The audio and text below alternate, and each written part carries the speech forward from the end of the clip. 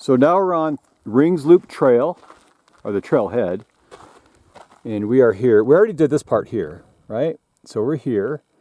We're going to walk around and then hit here and head out to Banshee Canyon. All right, so let me tell you about the trail as we go along here. Well, there's two little trails. One is the simple hole-in-the-wall nature trail, which is a short little nature hike.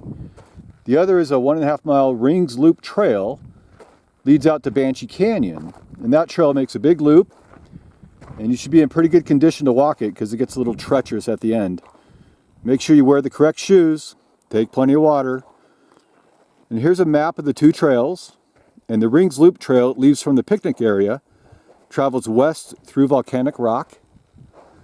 It's not very hard, but there's a lot of scrambling around and climbing over the boulders. And maybe we'll find a desert tortoise. If you find a desert tortoise on the trail, got to make sure you pick it up and move it about 50 feet away. We might find a ladder-backed woodpecker, lots of lizards, and very interesting desert plants. If you're lucky, you'll see a desert bighorn sheep, a mule deer, and even coyotes. You might even see a golden eagle or some other cool birds. So the desert plants we see all around here are especially adapted to live in this dry, harsh environment. It gets extreme temperatures in the summer and freezing temperatures in the winter. And most of them have very small leaves with waxy coatings to minimize water loss through transpiration or evaporation, or they're designed to store lots of volumes of water like their cacti. So there's a lot of little forks in the road, mostly for just access or even cows.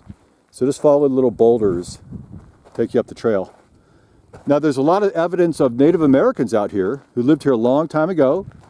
There are pteroglyphs and pictoglyphs etched in the rocks, depicting their history of living out here with the plants and the animals, gathering and hunting, whatever they needed to live. So this preserve is also home to a lot of roaming cattle from the Ox, O-X, capital O, capital X, cattle ranch, located in the old town of Maruba, but then purchased by the Mojave National Preserve in 2000. The ranch was originally part of the Rock Springs Land and Cattle Company, which extended over most of the eastern Mojave Desert in the early 1900s. We also have these tabletop plateaus, or mesas, which are the isolated remnants of these flows, or lava flows, and they show the powerful forces of erosion from the water and the wind. Here we got some more of our acacia here.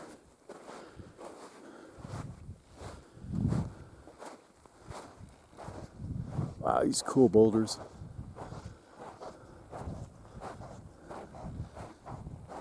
There's lichen growing on the side of the boulder up here. So if you stick your hand inside a crevice, like up here, make sure you look first so you don't get bit by a rattlesnake. Oh, there's a lizard. Wow.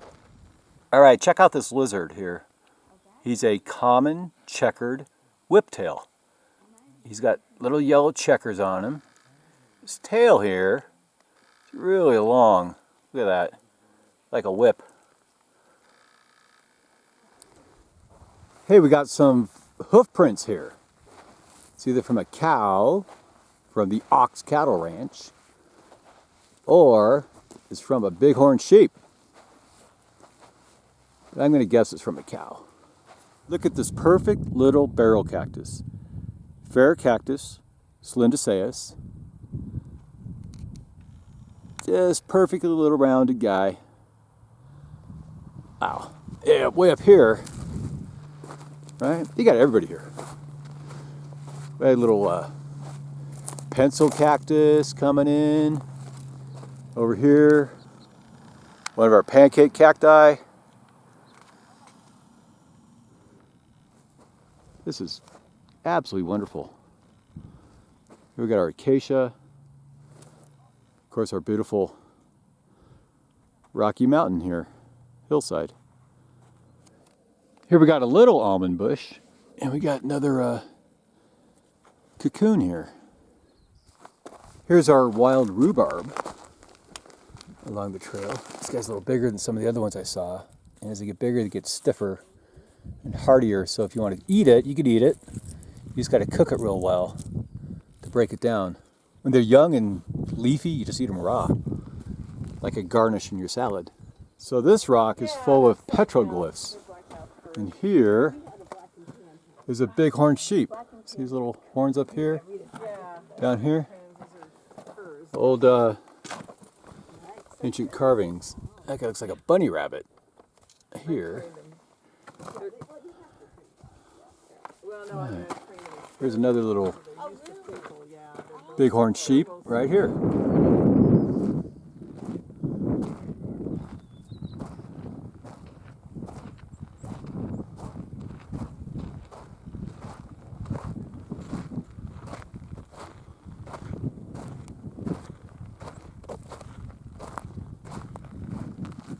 Here's a little beaver tail.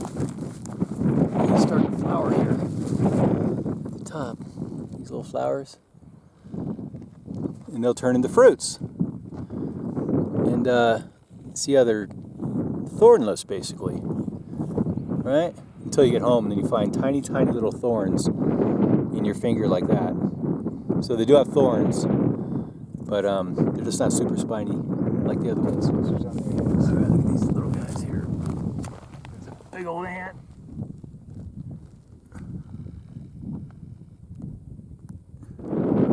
So the south side of our hill, this big alluvial basin.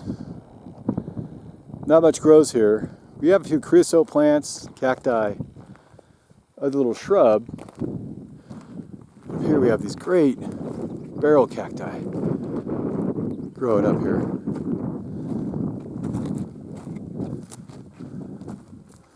This guy's huge. Wow. So they always tend to orient southward. So if you're lost in the desert, look to see how these guys orient.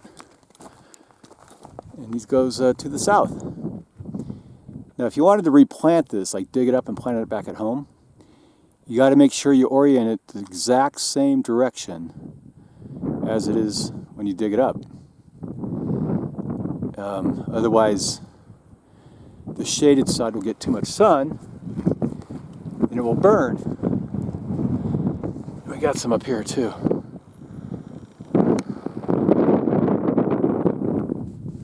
Well, here's a big collection of our Engelmann's cacti. Wow. All right, so now we're in Banshee Canyon, and we're right outside the ghost town of Kelso, more or less. A few hours drive from Las Vegas. It's like a giant shrub. And the trailhead is at 4,288 feet above sea level.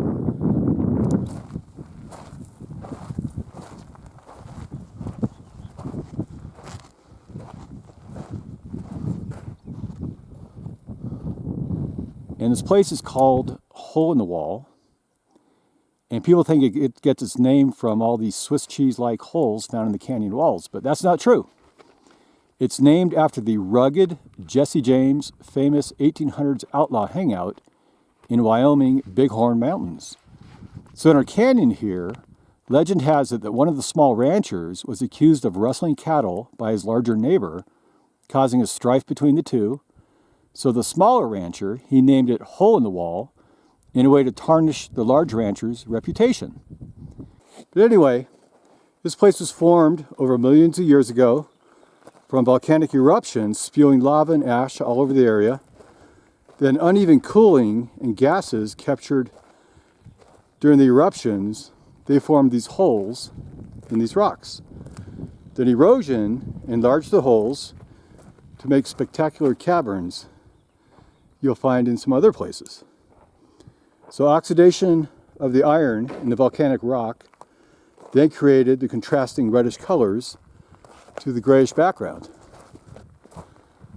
And before you put your hand in one of these holes, always look inside. Make sure there's not a snake or somebody inside to bite you. Oh. Okay, so it doesn't get its name Hole in the Wall from these holes. So now we're at the intersection of the Rings Loop Trail that runs this way. up here to Banshee Canyon. And over here's the Barber Peak Loop Trail that runs both ways. But we're going to go on the Rings Loop Trail just up to the canyon and then come back and backtrack up the Barber Trail. So this little trail up here to Rings Loop, it's a little more treacherous. Beautiful canyon.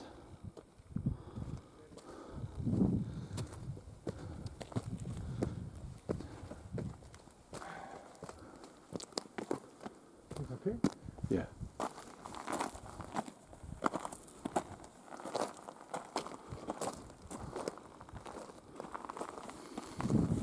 Here we got some lichen on the rock here, right? Algae fungus plant, green, there's some orange, yellow, a little bright yellow here. This guy just grows in the cracks.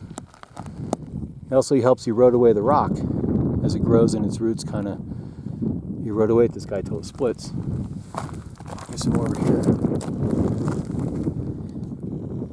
Just called lichen. Over here too.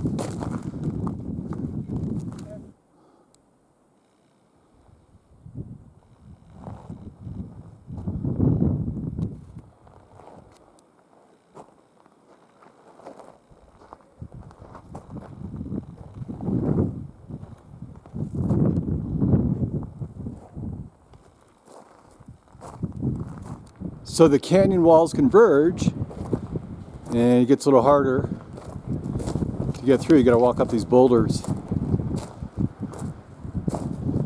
without tripping.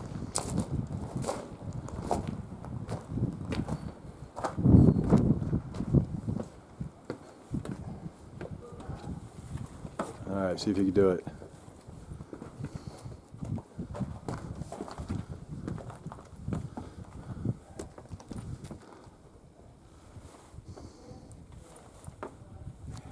All right, not so bad.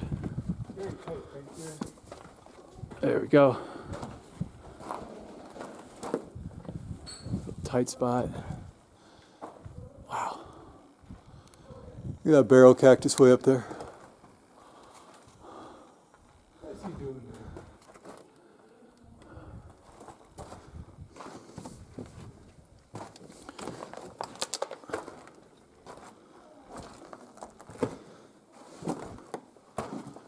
Okay, so here's the hard part. That's why they call it Loop Rings Trail. To get up here, you gotta grasp on these little loopy rings to make it through this little skinny pass. So I'll let my brother do it first. All right, just hold on to the little rings there. Don't fall down. Piece of pie. Just All like right, so it's my turn. Go up the loop rings.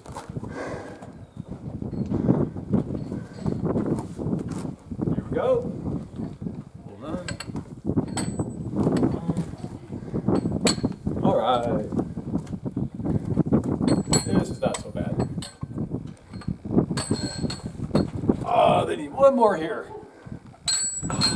Piece of cake. wow, okay. So we made it through all the little rings. Now we're up at Banshee Canyon.